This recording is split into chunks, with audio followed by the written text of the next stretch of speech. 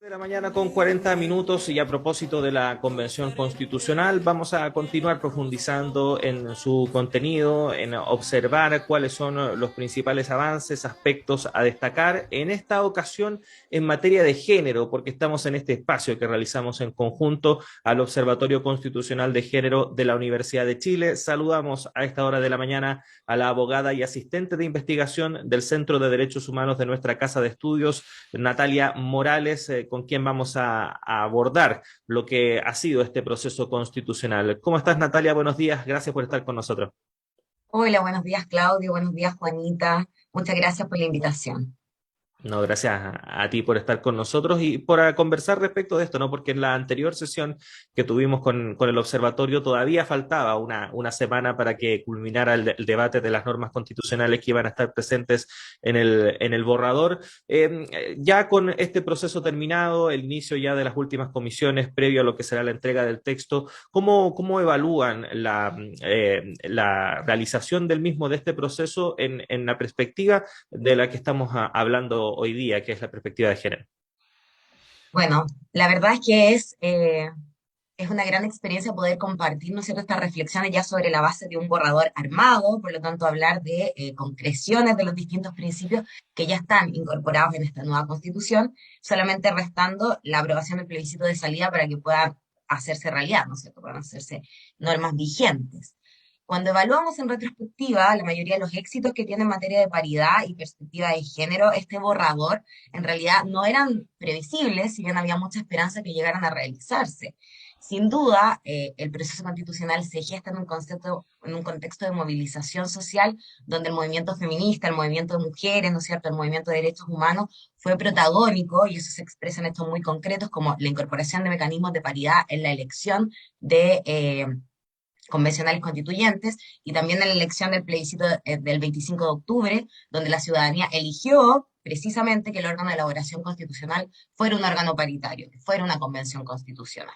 Bien, sin embargo, la paridad en el órgano constituyente no garantizaba necesariamente que el enfoque de género y la paridad tuvieran una traducción concreta, un reflejo concreto en el borrador de nueva constitución, porque las mujeres también como grupo somos heterogéneos, ¿no es cierto? Entonces reflejamos distintas visiones políticas. Por lo tanto, viendo ya el borrador de constitución, podemos decir que esta perspectiva sí logró posicionarse, lo cual se debe a distintos elementos, ¿no es cierto?, a la movilización que hubo en las calles, a la movilización también de las mismas convencionales feministas dentro de la Convención Constitucional, y principalmente aquí el gran éxito es la profundización y la ampliación de la comprensión de la paridad. Natalia, buenos días. Más allá de lo que significó, ¿no es cierto?, el dejar establecido dentro de esta Constitución la paridad, concretamente en términos del sistema político, por ejemplo, o del sistema judicial, ¿qué efectos, qué cambios podría significar en el futuro la aplicación concreta de esta nueva Constitución en términos de paridad? Bien, es una pregunta súper amplia, Juanita, así que yo creo que para las personas que nos escuchan puede valer la pena hacer una especie de panorama normativo, y para eso yo me voy a ayudar un poco de la numeración que tiene el borrador el día de hoy. Y aprovecho con eso de invitar a todas las personas que nos escuchan a descargar este borrador para poder acceder a esta información de forma más directa. ¿Cuáles serían entonces, cuál sería el recogimiento concreto que tiene la paridad en el texto? Bien, primero tenemos normas que definen la paridad como un principio, ¿ya? Y es un principio que está totalmente vinculado a la democracia. Bien, entonces tenemos un artículo, primero el artículo que define a Chile como un Estado social y democrático de derecho, habla de democracia con este apellido, democracia paritaria. Bien, y también hay normas específicas sobre democracia que hablan también de democracia paritaria e inclusiva, y que señalan que la democracia se ejerce de distintas formas, de forma representativa, de forma directa, de forma participativa, de forma comunitaria. Ahora, ¿cómo se expresa esto en concreto del sistema político? Ahí el sistema político lo que hace es aterrizar estos principios de paridad, que como todo principio están formulados de forma abierta, ¿no es cierto?, como un mandato de optimización que se puede cumplir en mayor o menor medida, y lo aterriza a una norma concreta, ¿ya?, de integración para los órganos colegiados del Estado.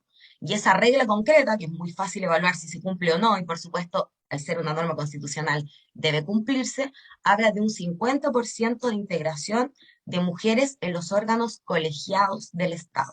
Es decir, todos los órganos que estén compuestos por varias personas deben ser integrados en a lo menos un 50% de mujeres. ¿Y cuáles son estos órganos? Y ahí vamos por partes para que podamos generar ahí un orden y también vayamos conociendo un poco la institucionalidad que se promueve en esta nueva constitución. Si miramos en el sistema político cuáles son los órganos de elección popular, los órganos colegiados principales son los que integran el poder legislativo, es decir, el Congreso de Diputadas y Diputados y la Cámara de las Regiones. Estas cámaras, ¿no es cierto?, que integran el Congreso, son colegiadas y por lo tanto deberán estar integradas por un 50% de mujeres. Están definidas como paritarias además en su propia regulación, en sus normas específicas. Bien, ahora si miramos también materia de gobierno y de administración, también tenemos órganos importantes colegiados de elección popular que también tendrán que tener esta organización paritaria. A nivel regional tenemos las asambleas de las regiones, que son órganos de carácter político y normativo, bien, que van a ayudar a definir la política regional de cada una de las regiones. Esos órganos también tendrán que ser paritarios.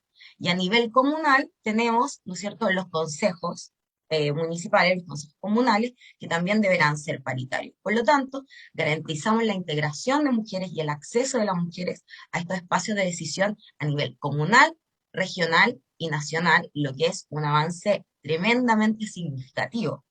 Pero la concreción de la paridad tampoco termina ahí, ¿no es cierto? Porque hablábamos de los órganos colegiados, pero también nos quedan un montón de órganos muy importantes que son unipersonales. O sea, la Constitución, el borrador de Constitución, no innova en el hecho de que los órganos más relevantes respecto al gobierno y la administración pública son ejercidos precisamente por órganos unipersonales, y ahí tenemos a nivel nacional, ¿no es cierto?, a la presidenta o presidente de la República, a nivel regional a la gobernadora o gobernador regional, que va a ser la autoridad máxima, bien, y a nivel comunal a las alcaldesas o alcaldes, que son órganos unipersonales. Entonces, ¿cómo se garantiza que en la elección de esos cargos, que también son de elección popular, se materialice la paridad? Ahí tenemos que mirar que la Constitución previó esta dificultad y por lo tanto tiene dos normas muy significativas. Una refiere al sistema electoral.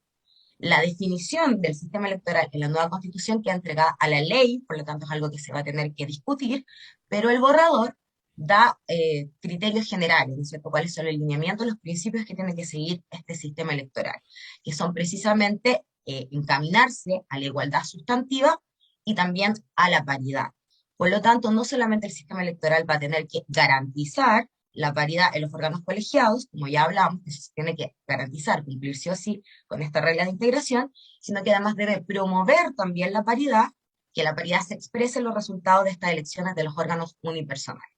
Y ahí será materia legislativa cuáles serán esos mecanismos para promover, pero, por ejemplo, tiene que haber alternabilidad de género, que es algo que se menciona en la Constitución, en las candidaturas. Y la otra norma sumamente relevante es que hay una norma que se dirige precisamente a las organizaciones políticas que están reconocidas por la ley. Y las organizaciones políticas, es decir, los partidos políticos, van a tener que incorporar también la paridad dentro de sus organizaciones en dos dimensiones. En la dimensión organizativa, es decir, permitir que las mujeres participen de la organización interna, de la dirección interna de estas organizaciones políticas, y también en la dimensión electoral, es decir, promover condiciones para que las mujeres puedan competir por cargos de representación popular en igualdad de condiciones, y ojalá que eso se exprese, ¿no es cierto?, en una paridad de resultados. Ese es el diseño, ¿no es cierto?, del sistema político, y como vemos se hace cargo de todo el proceso de la participación política, desde el ingreso a la organización, el sistema electoral, la competencia en las candidaturas, hasta finalmente los resultados. Ujú. Natalia, hablemos de otro sistema de justicia, donde también hubo mucho debate respecto de recoger la paridad en este nuevo diseño, ¿no?, que otorga la nueva Constitución. ¿Cómo se ve reflejado eso? Bien, también lo que ocurre en sistemas de justicia es muy interesante, y aquí podemos ver cómo hay una coherencia entre todo el borrador de nueva Constitución respecto de la materialización de estos principios. Bien, el Poder Judicial o sistemas de justicia, como se llama en este borrador, tiene una lógica distinta, ¿no es cierto? Porque la mayoría de sus órganos, o sea, sus órganos no son de elección popular, sino que son órganos profesionales, técnicos y por lo tanto que tienen un sistema de nombramiento que había sido bastante cuestionado, ¿no es cierto?, el que tenemos ahora vigente, y por lo tanto aquí hay novedades muy importantes. El sistema de justicia lo que señala es que debe respetarse el principio de paridad y de enfoque de género también en todos los órganos que ejercen jurisdicción, ¿bien? Y por lo tanto deberá respetarse la paridad tanto del nombramiento de jueces y jueces como de funcionarias y funcionarios, ¿bien? ¿Y cómo se hacen estos nombramientos en la nueva propuesta constitucional? A través de un órgano nuevo, ¿ya? Este órgano nuevo se llama Consejo de la Justicia, y uno de los objetivos que tiene el Consejo de la Justicia es abstraer los nombramientos del ejercicio de la aplicación de justicia, ¿no es cierto?, para que puedan haber especializaciones distintas, y también eliminar la influencia política, sobre todo que tenía el presidente de la República o la presidenta de la República en estos nombramientos. Entonces se profesionaliza este nombramiento, que deberá respetar el principio de paridad.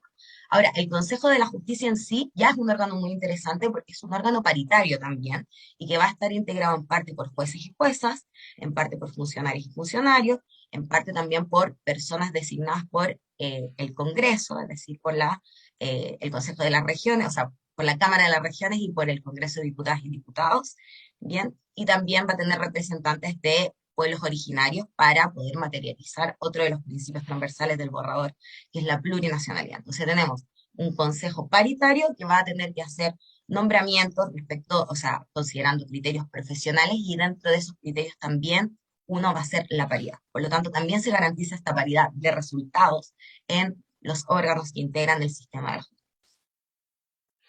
Natalia, a propósito del sistema de justicia, una consulta breve.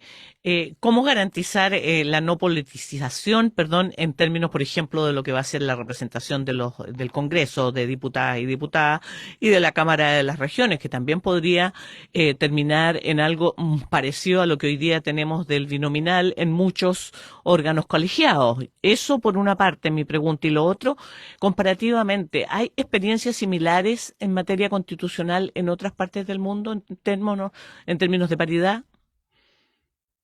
Me hago cargo entonces primero de la primera pregunta. Es una muy buena pregunta, bien específica, y la verdad es que la Constitución prevé esos mecanismos. Porque, por ejemplo, los representantes, o sea, las personas que van a ser designadas para el Consejo de la Justicia por el Congreso de Diputadas y Diputados y por la Cámara de las Regiones, no es cualquier persona. Son personas que tienen que cumplir ciertos criterios de idoneidad profesional, y van a ser elegidas de una propuesta inicial que se va a hacer por el Consejo de Alta Dirección Pública. Por lo tanto, hay un proceso de calificación previo de esas profesionales y de esos profesionales que tengan el carácter técnico que se requiere para un órgano de esta naturaleza, y sobre esa base elegirán las personas que integran el Congreso. Bien, y por lo tanto, esto va a ser deliberado en un órgano representativo, altamente democrático, porque uno elige a los representantes que van a llegar al Congreso de Diputadas y a la Cámara de las Regiones, y además lo van a hacer después de una selección previa eh, basada en criterios profesionales de las ternas entre las personas que van a poder elegir. Entonces, así se garantiza. Ujú.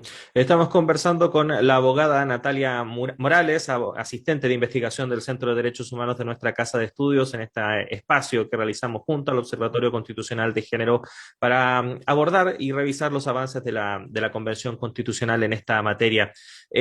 Natalia, desde el punto de vista de las obligaciones internacionales de derechos humanos, ¿cómo se evalúan estos avances? Muchas gracias, Claudio. Voy a aprovechar de hacerme cargo también de la pregunta que me decía Juanita y la de Claudio al mismo tiempo, ¿bien? Y es que en materia, primero partamos con la experiencia comparada. En la experiencia comparada, la paridad es una discusión que ya tiene una larga data. ¿Ya? El concepto de paridad surge en la década de los 90 en Francia, que precisamente a través de una reforma constitucional intentó incorporar este principio, ¿bien? Eh, Entendido ya la paridad no solamente como integración, sino como un principio de distribución del poder, redistribución del poder que reflejara, ¿no es cierto?, la diversidad que hay en la sociedad, ¿ya? Y especialmente la diferencia de género. Ahora, ¿qué incorporaba esta reforma constitucional? El deber de las organizaciones políticas de promover candidaturas de mujeres principalmente. Y si bien esta reforma logró concretarse, no fue exitosa en la práctica porque por mucho tiempo las organizaciones políticas prefirieron pagar las multas, las sanciones, en vez de incorporar mujeres efectivamente. Bien, entonces ahí tenemos que las reformas constitucionales también se pueden enfrentar con estas barreras en la sociedad.